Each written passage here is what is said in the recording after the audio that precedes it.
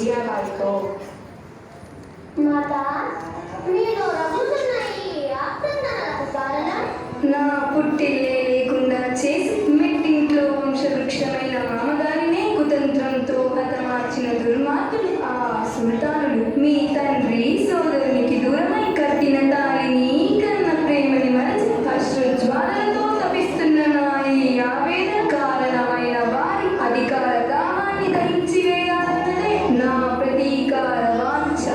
అమ్మా, మీ ఆగ్రహావేశాలకు కారణమైన ఏ సుల్తానును విడిచిపెట్టను. ఇదే నా ఆన. గురువర్యులు ఇచ్చేస్తున్నారు. పూజ్యులు గురువు దాదాజుల వారికి స్వాగత సుమాంజలి.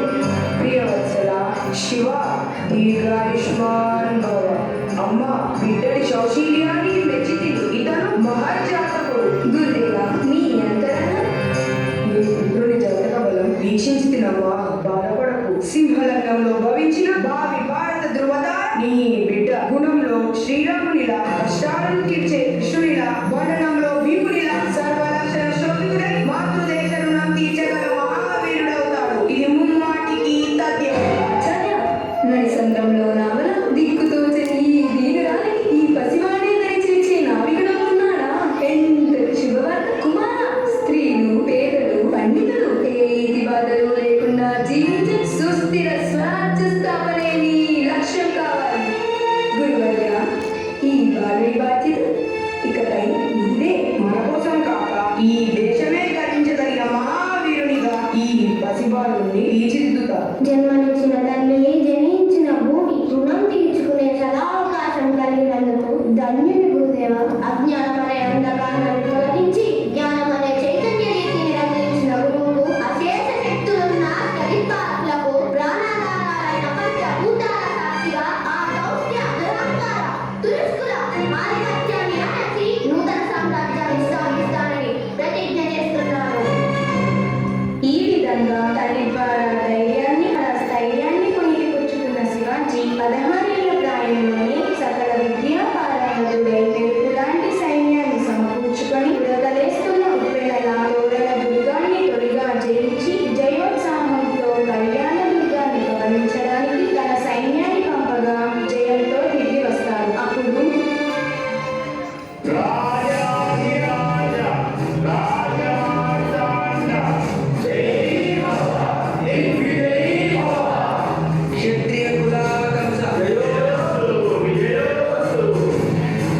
మహారాజా, శత్రు కూడబేదలు నేనమట్టమయ్యాయి. మన సైనిక సేనలు శత్రు దుర్భేద్యాన్ని ఛేదించి విజయదరాజంతో ఉన్నారు ప్రభు. ఎక్కడ మన వీర సేనాపతి అప్పాజీ?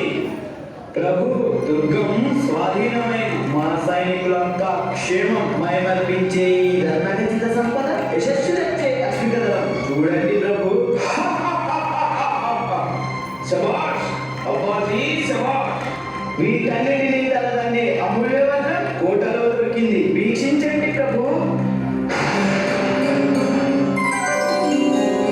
ఆహా, హతవిధి! ఏమిటి దుశ్చర్య? కండకావరమెట్టి నీవి దుండగులుగా పెడితివా? విజయ గర్వంతో కళ్ళు పొదలు కమ్మినవా? ఎంతటి దాష్టీకము! ప్రతి స్త్రీ వరకు మాతృ సమము కదా ప్రభు. గర్వంతో కన్ను మిన్ను కాక చేసిన ఈ దుష్క్రియలు క్షమించండి. ఇక ముందెన్నడూ ఇటువంటి దౌష్ట్యాలకు పాల్పడదు. మీ చరణాలపై ఒట్టు. సైనికు మాత, మా సద్దావళికకు మన్నించు. మీ సుందర రూపం నా తల్లికి ఉంటే నేను ఇంకా సౌందర్యంగా పుట్టేవాడి. ధరణిపై స్త్రీలు సంచరించిన పవిత్రమైన దేవతా స్వరూపుడు. సైనికులారా, ఈ పవిత్రురాలు సారిజలతో సాగనంపడు.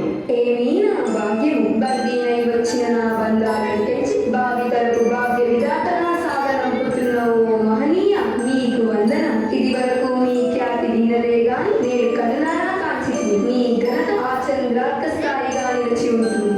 అనతి సైన్యంతో అరవీర భయంకరుడిలా యోధాలను సైతం తన ఉక్కి పిడికిలితో మట్టి కల్పించి శత్రుగుండెల్లో నిద్రిస్తున్న శివాజీ దక్కన్ ప్రాంతంలో సుమారు 40 దుర్గాలను తన స్కంధాలలో తీసుకొని అశ్రీగా సైనిక దళాలను బలపరుచుకుంటూ ఉంటాడు. ఇక సుల్తానులను నిజాం షాహీలను జయించడం ఎంతో కాలం పట్టదని అనుకుంటున్న తరుణంలో బీజాపూర్ సుల్తాన్ ఆదిల్ షా సతీమణి బడీ సాహెబా సైనికాధిపతులతో సమావేశంలో ఉండగా ముస్తఫా ఖాన్ అనే సభికులారా, నా అతి వియోగానంతరం ఈ పసిబాలుని రాజుగా ప్రకటించి రాజ్యభారాన్నంతా నా భుజస్కంధాలపై మోస్తున్న వైనం అందరికీ విదితమే. మన రాజ్య కుశల సమాచారాలు ఏమిటో విన్నవించండి. మహారాణి గూఢచారి ముస్తఫా ఖాన్ తన వర్తమానంతో మీ దర్శన భాగ్యంకై వేంచేసి ఉన్నారు. శీఘ్రంగా పంపండి. రాజమాత, మన సర్దార్ షాజీ పుత్రుడు శివాజీ తన సైన్యంతో తోరణ దుర్గం, కళ్యాణ దుర్గం, ప్రతాపగఢ్పై విజయకావుట ఎగరవేసి ఇప్పుడు మన కొంకణ్ ప్రాంతంపై దండెత్తడానికి సంసిద్ధులుగా ఉన్నారని వర్తమానం. మన మోచేతి నీళ్లు తాగే సర్దారుని కుమారునికే శక్తి పొగరా? మన శక్తి ముందు తన శౌర్యం ఎంత?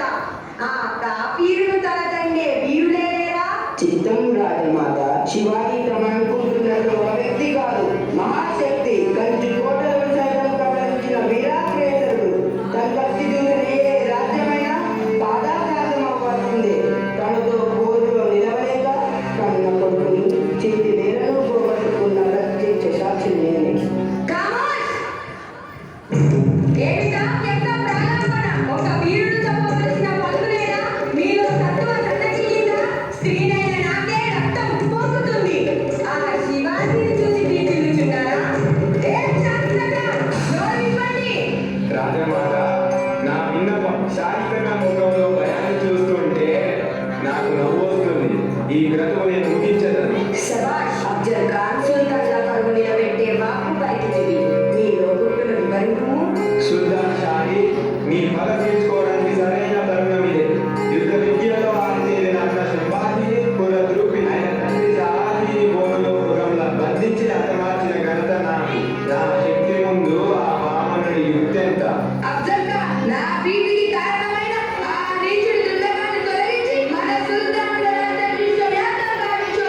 మహదానందం అఫ్జల్ ఖాన్ తాని తన్నేవాడిని తన తన్నేవాడుంటాడు. రణరంగంలో మీకు 12,000 అశ్వదళం, 65,000 కాల్బలం, 10,000 గజబలం స్థిరములను ఇస్తున్నాను. అతన్ని జీవగ్రహంగా బంధించి చిత్రహింసలతో సంహరిస్తే గాని నా పగ చల్లారదు. అంతాయుధులైన అతని సైన్యం తక్కువ, కానీ శత్రుబలాన్ని తక్కువ అంచనా వేయరాదు. ఎందుకంటే అతను ఎంతో ధీయుక్తుడు. అఫ్జల్ ఖాన్, మా విశ్వ పండితుల పగ తీర్చుకునే సమయం కోసం ఎదురు చూస్తున్నా. మీరు ఆ క్రూరుడి భరతం పట్టాలి. కృష్ణాజీ, మీరు ఈ యుద్ధ వర్తమానాన్ని ఆ విశ్వాసఘాతకుడు శివాజీకి పంపించండి. చిత్తం, తమరి ఆజ్ఞ.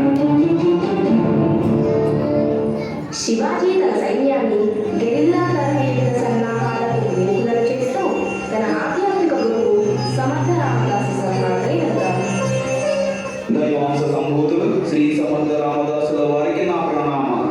ఓ వీరాది వీర, శివాంశ సంభూత, మేము దేశాటనలో ప్రజల కష్ట నష్టాలను కాంచితిమి. వారి ధనమాన ప్రాణాలు సుల్తాన్ల హస్తాలలో నలిగిపోతున్నాయి. దుష్ట శిక్షణ శిష్ట రక్షణ గావించే సమయం ఆసన్నమైంది. ఆ భవానీ మాత అనుగ్రహం ఎల్లవేళలా నీకుంటుంది. గురువర్య, అగ్నికి ఆజ్యం తోడైనట్లు మీ వాక్కులు నాకు నూతనోత్సాహాన్ని నింపాయి. ఇక పోరుకు మేము సిద్ధం. శుభం భూయ.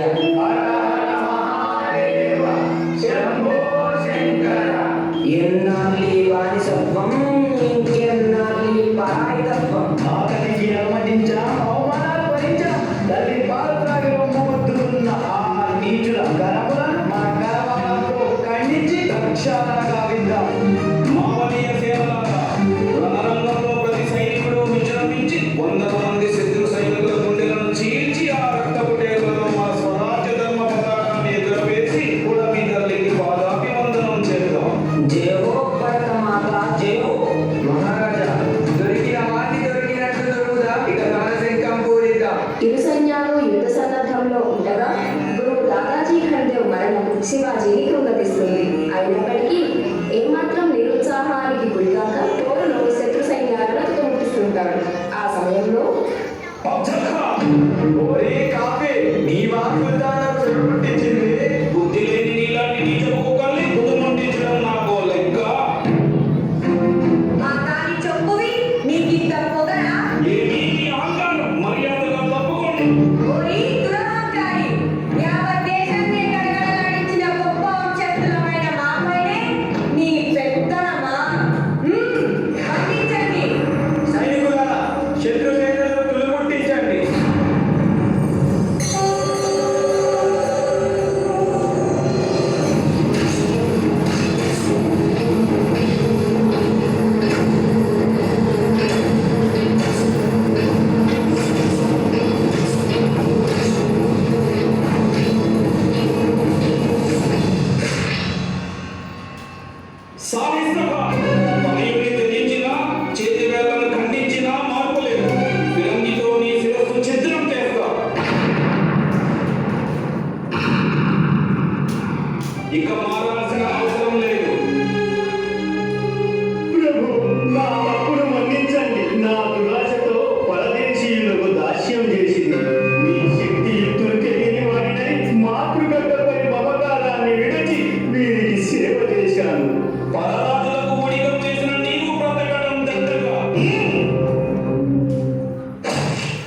మాలవీయ నాయక, మీ విధత్వానికి గులాములైతిని.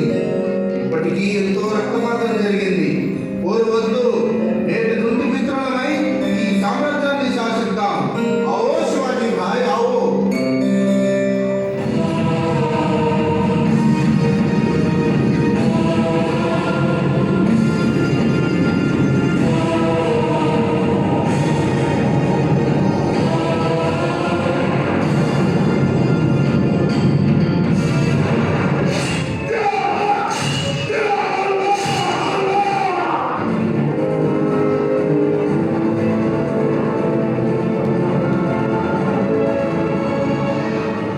యుద్ధంలో విజయం సాధించిన శివాజీ యశస్సు దశదిశలా వ్యాపించిన పిదప తల్లి విజయాబాయి, గురువు సమర్థరామదాసు అతనిని రాయగఢ్కు రాజుగా పట్టాభిషిక్తుడు చేయాలని నిర్ణయించుకుంటారు. కానీ పీష్వా పండితులు ఈ గడువును వ్యతిరేకించగా శివాజీ గురువు సలహాపై వారణాసి పండితుడు గంగాభట్ను పిలిపిస్తారు.